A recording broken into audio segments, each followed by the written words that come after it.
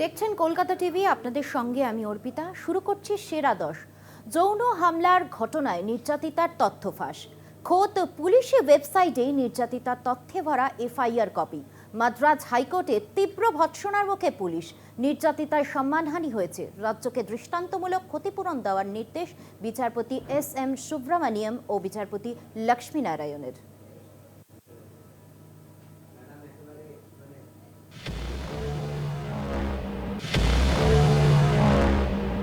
যৌন হামলার ঘটনায় ক্ষতিগ্রস্ত শিক্ষার্থীর বিস্তৃত তথ্য পুলিশের ওয়েবসাইটে। মাদ্রাজ হাইকোর্টে তীব্র ভৎসনার মুখে পুলিশ। মাদ্রাজ হাইকোর্টের নির্দেশ, এফআইআর এ লেখা নির্যাতিতার তথ্য পুলিশি ওয়েবসাইটে। পুলিশি পদক্ষেপে ব্যাপক গলদ, রাজ্য সরকারকে 25 লক্ষ টাকা ক্ষতিপূরণ দেওয়ার নির্দেশ। আন্না বিশ্ববিদ্যালয়ে চাঞ্চল্যকর ঘটনায় সিট গঠন আদালতের। ক্ষতিগ্রস্ত 19 বছরের শিক্ষার্থী ও তার পরিবারকে পুলিশি নিরাপত্তা দেওয়ার নির্দেশ বিচারপতি এস.এম. সুব্রমণিয়ম ও বিচারপতি লক্ষ্মীনারায়ণের। এদিন মামলায় রাজ্যের আইনজীবীর উদ্দেশ্যে প্রশ্ন তুলে আদালতের পর্যবেক্ষণ পুলিশ ক্ষতিগ্রস্তকেই ঘটনার জন্য দায়ী করেছে। এফআইআর এর ভাষা অত্যন্ত আপত্তিকর। এফআইআর কপি ওয়েবসাইটে প্রকাশ করে মেয়েটির মানসিক যন্ত্রণা আরো বাড়ানো হয়েছে। কোনোভাবেই ঘটনার জন্য নির্যাতিতাকে দায়ী করা যায় না। এমন পদক্ষেপ নারী বিদ্বেষী। সংবিধান পুরুষ ও নারীর মধ্যে সমাজে কোনো তফাৎ রাখেনি। এমন কারণে কাউকে সামাজিকভাবে দাগিয়ে দেওয়া যায় না। নির্যাতিতার ভুল নয়, সামাজিক দৃষ্টিভঙ্গির ভুল। এক্ষেত্রে ক্ষতিগ্রস্তের সাংবিধানিক মৌলিক অধিকার ক্ষুণ্ণ হয়েছে।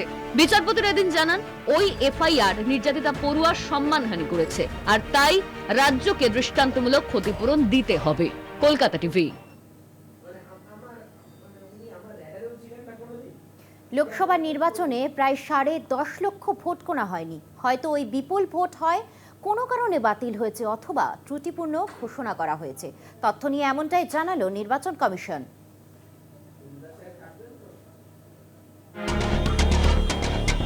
2019-এর তুলনায় 2024-এর লোকসভা নির্বাচনে ভোটের হার কমেছে অনেকটাই। তবে উল্লেখযোগ্যভাবে বেড়েছে মোট ভোটদাতার সংখ্যা। 24-এর লোকসভা নির্বাচনে ভোটদাতার সংখ্যা কয়েক কোটি বেড়েছে। তথ্য দিয়ে এমনটাই জানিয়েছে নির্বাচন কমিশন। লোকসভা নির্বাচনে সব মিলিয়ে প্রায় 10.5 লক্ষ ভোট গোনা হয়নি। কোনো না কোনো কারণে ওই বিপুল ভোট বাতিল অথবা ত্রুটিপূর্ণ ঘোষণা করা হয়েছে। নির্বাচন কমিশন প্রকাশিত ভোটদানের হার সংক্রান্ত তথ্য অনুযায়ী নির্বাচনে নথিভুক্ত ভোটার সংখ্যা ছিল প্রায় 97,98 লক্ষ। 2019 সালের তুলনায় তা 7.43% বেশি। এর মধ্যে 64,64 লক্ষ ভোটার 2024-এ ভোট দিয়েছেন। চূড়ান্ত ভোটের হার 65.978%। 2019 এবং 2014 সালের তুলনায় এই ভোটের হার কম। 2014 সাল থেকে 2024 সাল পর্যন্ত ভোটের হার 1.3% কমেছে। সব মিলিয়ে 10.58 লক্ষ ভোট গোনা হয়নি। প্রায় 10,000 ভোটার ভুয়ো হিসেবে ধরা পড়ে। 24-এর নির্বাচনের প্রস্তুতির শুরু থেকেই এনডিএ জোট স্লোগান তুলেছিল আব কি বার 400 পার, কিন্তু 400 তো দূর, 300-র গণ্ডিও পার করতে পারেনি তারা। 295 আসনে দৌড় থামে এনডিএ। কলকাতা টিভি। ভোটের নিরিখে তো বটেই, অনুদান প্রাপ্তির নিরিখেও সব রাজনৈতিক দলকে পেছনে ফেলল বিজেপি। সম্প্রতি প্রকাশিত হয়েছে 2023-24 অর্থবর্ষের একটি রিপোর্ট, যাতে স্পষ্ট উল্লেখ, অন্যান্য দলগুলি তৈরির তুলনায় বিজেপির ঝুলিতে অনুদানের পরিমাণ সব থেকে বেশি। বিজেপির থেকে অনেকটাই পিছিয়ে রয়েছে কংগ্রেস। অনুদান হিসেবে রাজনৈতিক দলগুলির ঝুলিতে ঠিক কত টাকা জমা হয়, সেই নিয়ে সাধারণ মানুষের একাংশের মধ্যে একাধিক প্রশ্ন থেকে যায়। রাজনৈতিক দলগুলিকে কত টাকা আর্থিক অনুদান দেওয়া হয় সেই সংক্রান্ত রিপোর্ট প্রকাশিত হয় প্রত্যেক অর্থবর্ষে। সম্প্রতি সামনে এসেছে গত অর্থবর্ষ অর্থাৎ 2023-24-এর একটি রিপোর্ট। সেখানেই দেখা যায় অনুদানের নিরিখে অন্য রাজনৈতিক দলগুলির তুলনায় অনেকটাই এগিয়ে রয়েছে গেরুয়া শিবির। রিপোর্টে উল্লেখ, কোনো ব্যক্তি বা ট্রাস্ট বা কর্পোরেট সংস্থার তরফে বিজেপির ঝুলিতে এসেছে 2,244 কোটি টাকা অনুদান। 22-23 অর্থবর্ষে বিজেপির প্রাপ্ত অনুদানের পরিমাণ ছিল 742 কোটি টাকা। অন্যদিকে 2023-24 অর্থবর্ষে 288.9 কোটি টাকা এসেছে কংগ্রেসের ঝুলিতে। 22-23 অর্থবর্ষে অনুদানের অঙ্ক ছিল 79.9 কোটি টাকা। বিজেপিকে 723.6 কোটি টাকা অনুদান দিয়েছে প্রুডেন্ট ইলেকটোরাল ট্রাস্ট। ওই ট্রাস্ট থেকেই কংগ্রেসের কাছে পৌঁছেছে 156.4 কোটি টাকা। ইলেকটোরাল ট্রাস্ট থেকে বিজেপির প্রাপ্ত টাকার পরিমাণ এক ধাক্কায় অনেকটা বেড়েছে। 2023-24 অর্থবর্ষে অনুদান বেড়েছে 212%। ইলেকট্রাল ট্রাস্টের পথেই বিজেপির কাছে এসেছে 850 কোটি টাকা। অন্যদিকে কংগ্রেসের ঝুলিতে শুধু একটি ইলেকট্রাল ট্রাস্টের মাধ্যমেই টাকা গিয়েছে। একাধিক আঞ্চলিক রাজনৈতিক দলও ট্রাস্টের মাধ্যমে অনুদান পেয়েছে। এর মধ্যে আম আদমি পার্টি জানিয়েছে তাদের প্রাপ্ত অনুদান কমেছে, তবে সিপিএম এর অনুদান বেড়েছে। 20,000 টাকার বেশি অঙ্কের কোনো এককালীন অনুদান মেলেনি বলে জানিয়েছে মায়াবতীর বিএসপি। কলকাতা টিভি।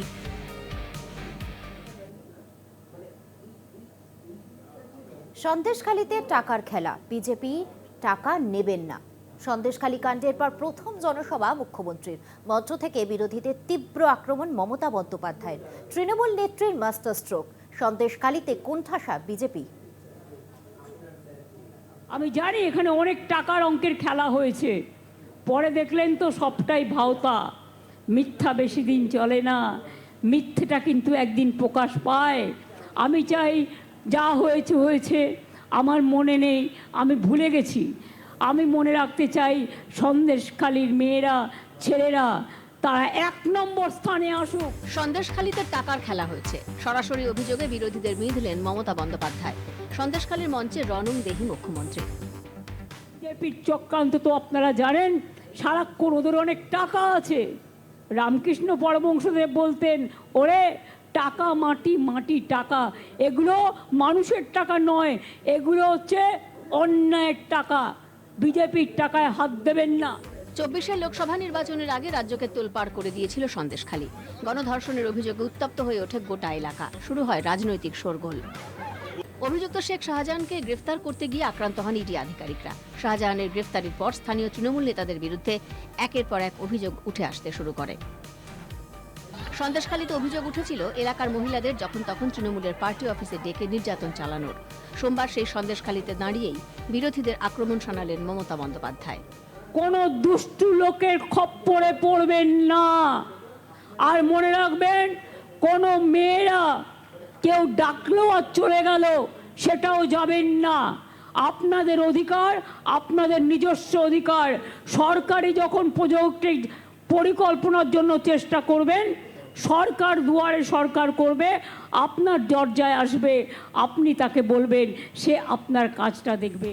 তবে মমতার বক্তব্যকে হাতিয়ার করে পাল্টা আসরে নেমেছে বিজেপি। মহিলারাই বলেছে, এখনো বলছে। আজকেও সন্দেশখালীর মহিলারা যায়নি। কিছু জনকে ভয় দেখিয়েছে যে বাড়ির টাকা দেব না, অল্প স্বল্প কিছু লোক গেছে। গরিষ্ঠ সংখ্যক সন্দেশখালীর দ্বীপের লোকরা, যে 5টা দ্বীপ রয়েছে, সে 5টা দ্বীপের লোক, সন্দেশখালীর জেলিয়াখালী থেকে শুরু করে রামপুর থেকে শুরু করে দ্বীপের লোকেরা যায়। মমতা বন্দ্যোপাধ্যায় জনসভার আগে রবিবার তৃণমূলে যোগ দেন সন্দেশখালী আন্দোলনের মুখ সুজয় মাস্টার। রেখা পাত্রের রাজনৈতিক গুরু সুজয় মণ্ডল, যিনি পার্শ্ব শিক্ষক সংগঠন টিএমসির উত্তর 24 পরগনা জেলার নেতা, তাকে বলছেন বিজেপির নেতা, জোর করে কার্বাইড দিয়ে ফল পাকানোর। মাস্টার মশাইয়ের তৃণমূলে যোগদানও জেলা বিজেপিকে জোর ধাক্কা দিয়েছে বলেই মনে করছে রাজনৈতিক মহল। তবে এবারও কি রেখাপাত্র তৃণমূলে, সেই সম্ভাবনাও উস্কে দিচ্ছেন অনেকেই। কলকাতা টিভি। সময় এখন একটা বিরতির। ফিরছি বিরতি নিয়ে, সঙ্গে থাকুন। বিরতির পর যে খবরে নজর রাখছি, অসম পুলিশের হাতে ধৃত বাংলাদেশি জঙ্গির ভাই। পুলিশের হাতে ধৃত 2 জন বাংলাদেশি জঙ্গি বাড়ি থেকে তুলে নিয়ে যায় অসম পুলিশের এসটিএফ। নওদা থানার দুর্লভপুর গ্রাম থেকে ধৃত সাজিবুল ইসলাম। সাজিবুলের বাড়িতে প্রায়ই আসতো বাংলাদেশি জঙ্গি শাব শেখ। অনুপ্রবেশ রুখতে সীমান্ত এলাকাগুলিতে কড়া নজরদারি।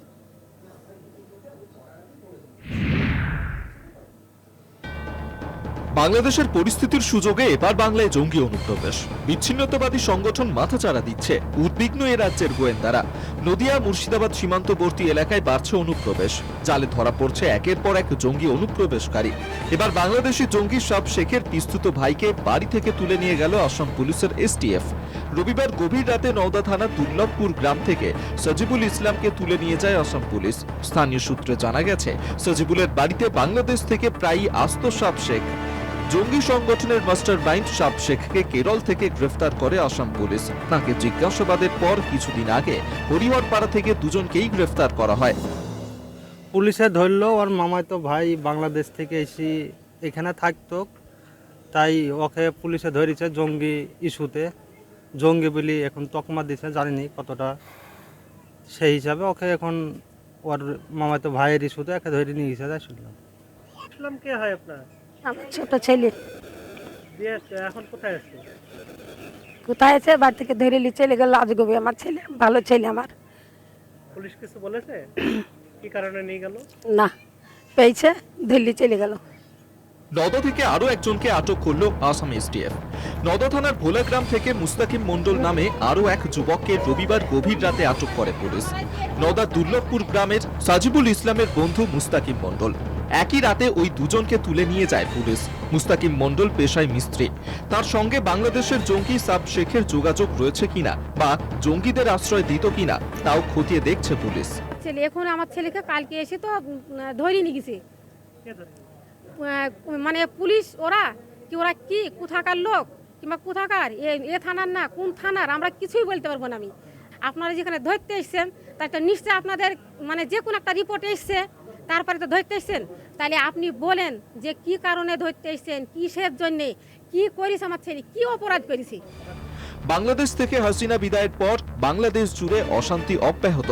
আইএসআই এর মদতে সেখানে সক্রিয় হয়ে উঠেছে বহু জঙ্গি সংগঠন। তারই অন্যতম এই আনসারুল্লাহ বাংলা টিম। অনুপ্রবেশ রুখতে সীমান্ত এলাকাগুলিতে কড়া নজরদারি।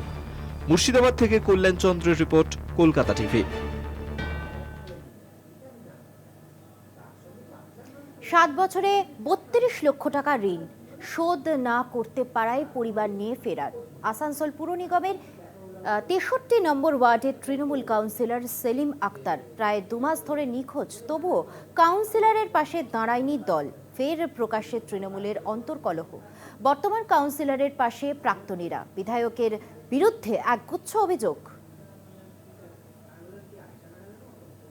মাথায় ঋণের বোঝা, ঋণ শোধ করতে না পারায় পলাতক খোদ আসানসোল পুর নিগমের 63 নম্বর ওয়ার্ডের তৃণমূল কাউন্সিলর সেলিম আক্তার। জানা গিয়েছে 7 বছর ধরে 32 লক্ষ টাকা ঋণ শোধ না করায় বাড়ি সেল করেছে বেসরকারি হোম ফাইন্যান্স কোম্পানি। 1 টাকা সুদও দেননি কাউন্সিলর। সেলিমের হাতছাড়া হয়েছে রেশন ডিলারশিপ। প্রায় 2 মাস ধরে পরিবার নিয়ে ফেরার কাউন্সিলর। আদালতের দ্বারস্থ হয়ে বাড়ি সিল করে ওই সংস্থা। প্রায় 2 মাস ধরে নিখোঁজ, তবুও সংখ্যালঘু কাউন্সিলরের পাশে দাঁড়ায়নি দল। আর তা নিয়ে তৃণমূলের অন্দরে শোরগোল।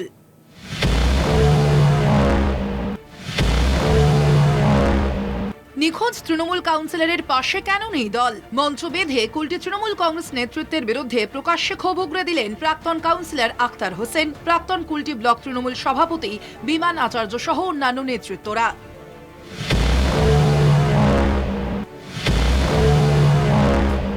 কুলটির প্রাক্তন বিধায়ক তথা জেলা তৃণমূল চেয়ারম্যান উজ্জ্বল চট্টোপাধ্যায় ও তার অনুগামীদের বিরুদ্ধে বিস্ফোরক অভিযোগ। শুধু তোলাবাজি চলছে বলে অভিযোগ দলের একাংশের।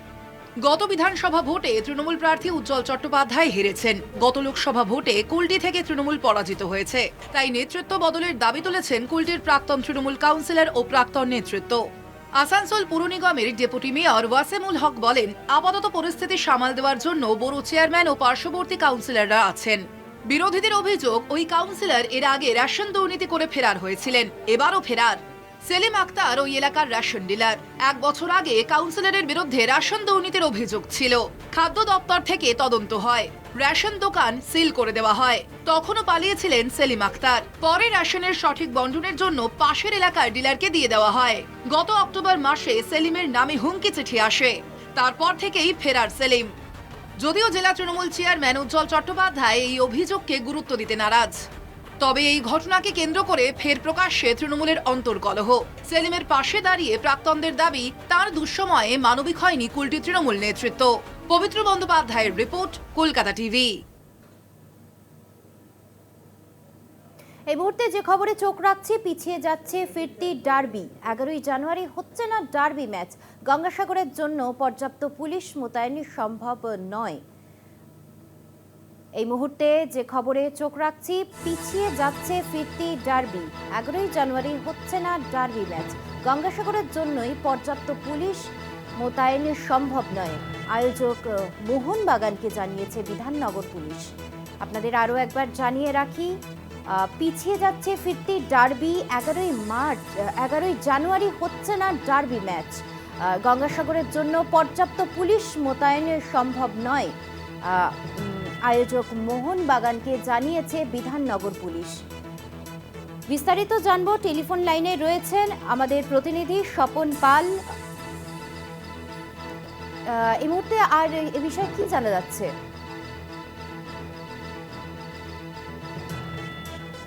পিছিয়ে যাচ্ছে ফিরতি ডার্বি, 11ই জানুয়ারি হচ্ছে না ডার্বি ম্যাচ। গঙ্গাসাগরের জন্যই পর্যাপ্ত পুলিশ মোতায়েন সম্ভব নয়, এমনটাই জানালো বিধাননগর পুলিশ।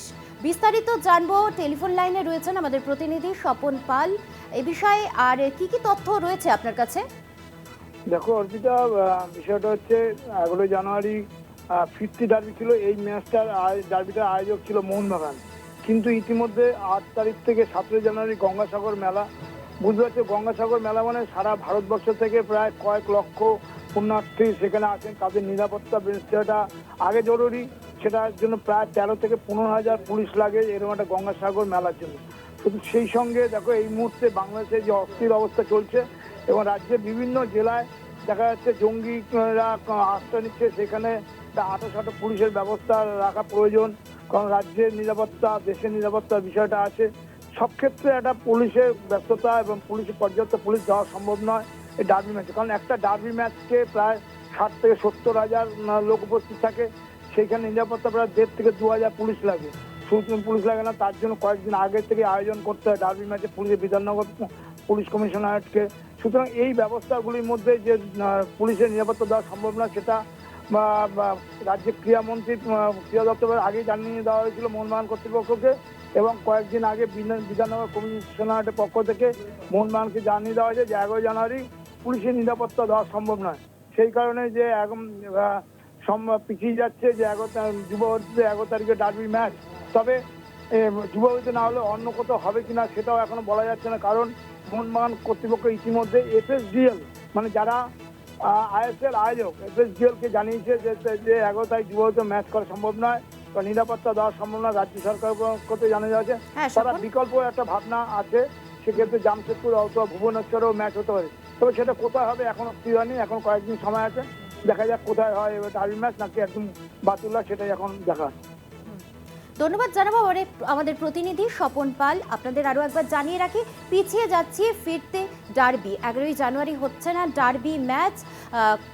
গঙ্গাসাগরের জন্য পুলিশ মোতায়েন করা যাচ্ছে না, এমনটাই জানিয়েছে বিধাননগর পুলিশ।